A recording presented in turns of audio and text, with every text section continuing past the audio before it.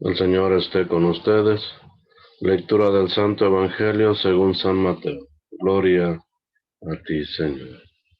En aquel tiempo, uno de los 12, llamado Judas Iscariote, fue a ver a los sumos sacerdotes y les dijo: ¿Cuánto me dan si les entrego a Jesús?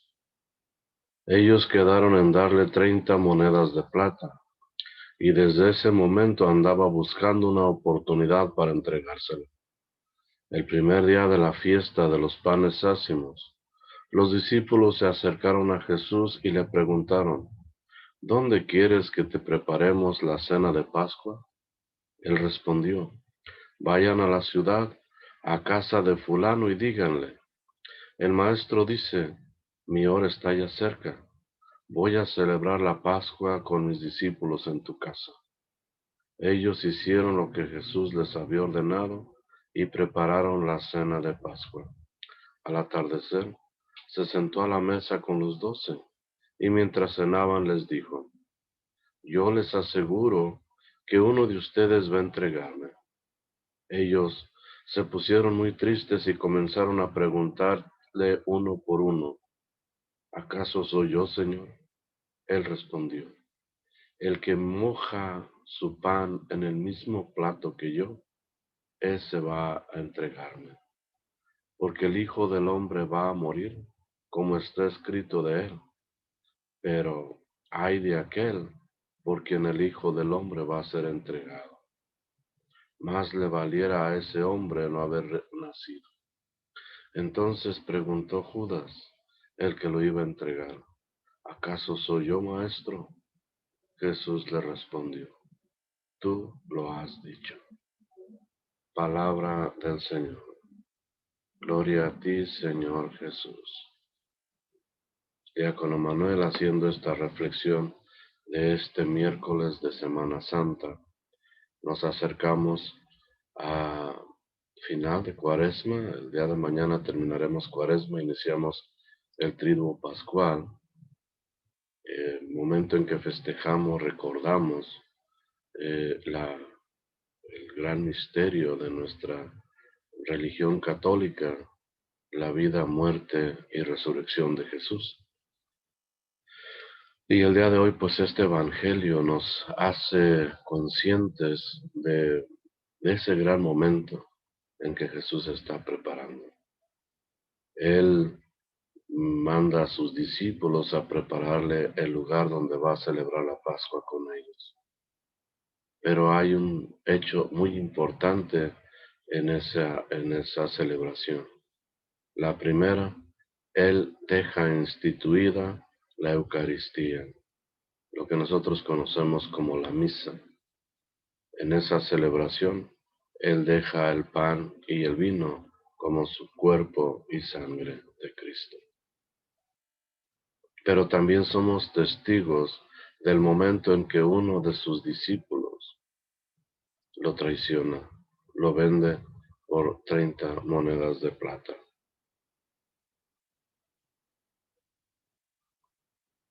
Y la tradición nos dice que, o lo que hemos venido viviendo, a veces entre nuestros mismos familiares, amigos o en nuestro medio, cuando oímos de traición, es algo que nadie tolera. Hemos visto muchos matrimonios que se han separado a causa de una infidelidad que uno de los dos comete. Cuando se le pregunta a la pareja ofendida, ésta siempre dice: me sentí o me siento traicionada, traicionado. Sigue diciendo: deposité mi confianza en alguien que no valía la pena. Muchas compañías de negocios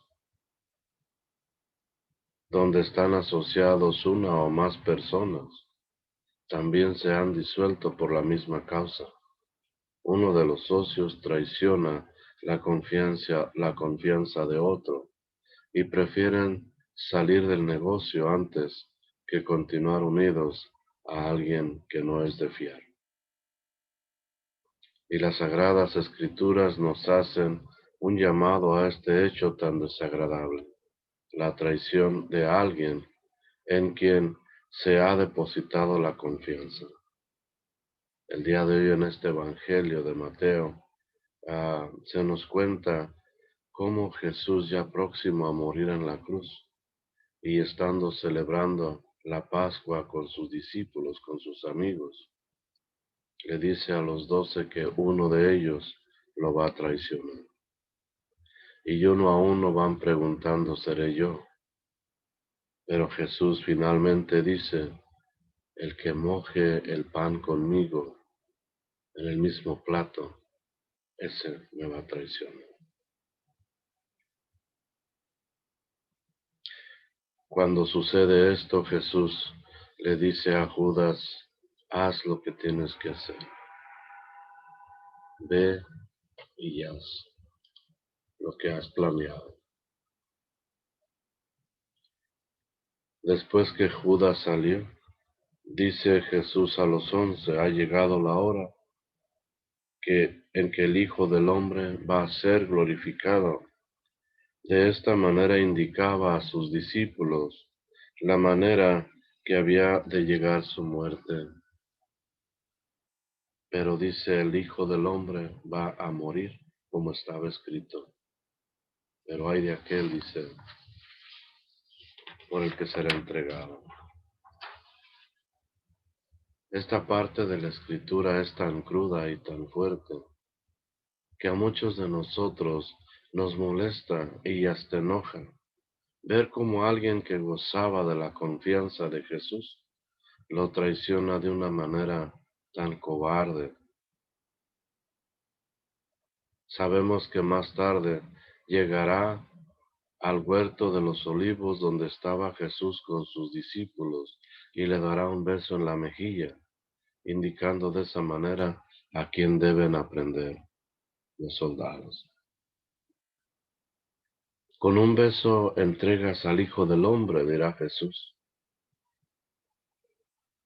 Y Judas, al escuchar solamente esas palabras, se hace a un lado para darle oportunidad que los soldados lo aprendan. Después de esta acción tan repugnante, Judas quedará marcado para siempre como el traidor. En muchas partes de la Escritura se mencionará como el que lo traicionó o el discípulo que lo vendió, etc. Pero si nosotros pudiéramos adentrarnos un poco más en el personaje de Judas Iscariote, veremos que en un principio él no quiso vender a Jesús para que lo mataran, ni mucho menos traicionarle. El pueblo de Israel venía sufriendo de esclavitud o sujetos a diferentes gobiernos ya por varios cientos de años. Este pueblo esperaba ansiosamente que llegara un libertador, que los liberara de la opresión de estos gobiernos que los oprimían y cargaban con altos impuestos. No olvidemos que el pueblo de Israel era un pueblo poderoso que alcanzó su máximo esplendor durante el tiempo que los gobernaron los reyes Saúl, David, y con Salomón alcanzó todo ese gran esplendor, riqueza y poder. Pero al haberse alejado de Dios, al haberle dado la espalda, Dios los castiga, entregándolos a las naciones para que los opriman, para que los gobiernen. Y este pueblo que conocía las Escrituras y sabía de las profecías que estaban escritas, sabían de un libertador, de un Mesías que vendría a liberarlos. Este pueblo que enceguecido pues se había alejado de Dios, no supo ver las señales del Mesías, del liberador que tenían enfrente en la persona de Jesús. Mucho menos prestaban sus oídos a este mensaje que traía Jesús de paz, de amor, de perdón, de un reino nuevo. el reino de Dios.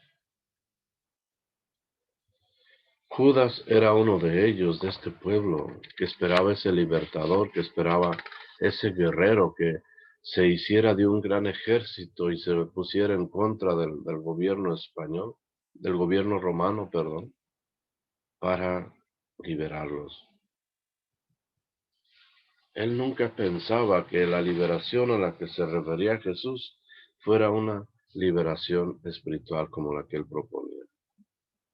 Él esperaba una liberación física, una liberación que les diera nuevamente su dignidad de pueblo y de una nación poderosa. Como Judas había mirado cómo la popularidad de Jesús iba en aumento, pensó que al sentirse él acorralado o apresado o amenazado por el gobierno romano, Jesús tomaría su posesión de líder y guiaría a un gran ejército en contra de este pueblo romano, liberándolos finalmente de la opresión de estos. Pero nunca imaginó que al entregar a Jesús ocasionaría la muerte de éste, a quien él también amaba. Por eso cuando se da cuenta de su gran error, va y les avienta las 30 monedas de plata a quienes se las habían dado, y no pudiendo con el cargo de conciencia sus remordimientos, atenta contra su propia vida, quitándosela él mismo. Hemos prestado tanta atención a este hecho y se nos ha quedado tan grabada esta traición que pasamos desapercibidos otra traición que sufre Jesús entre sus discípulos. Ese mismo día también, cuando Jesús dice que va a ser entregado para morir, Pedro le dice, te seguiré hasta la misma muerte. Le dice que no lo dejará solo. Y Jesús, mirándolo, le dice, Pedro, como diciéndole, conozco tu deseo, pero no es tan fuerte. Esta misma noche, cuando canta el gallo 2 veces, tú me habrás negado 3. Cuánta tristeza para Jesús, que después de 3 años de haber pasado con sus discípulos, enseñándolos, instruyéndolos, ahora, en el momento preciso, le fallaba. Tal como lo dijo Jesús, Pedro lo niega 3 veces cuando se le pregunta si él también estaba con Jesús. Después de haber hecho esas 3 negaciones, escucha el gallo que ha cantado 2 veces y se aleja también, llorando, dándose cuenta de la traición.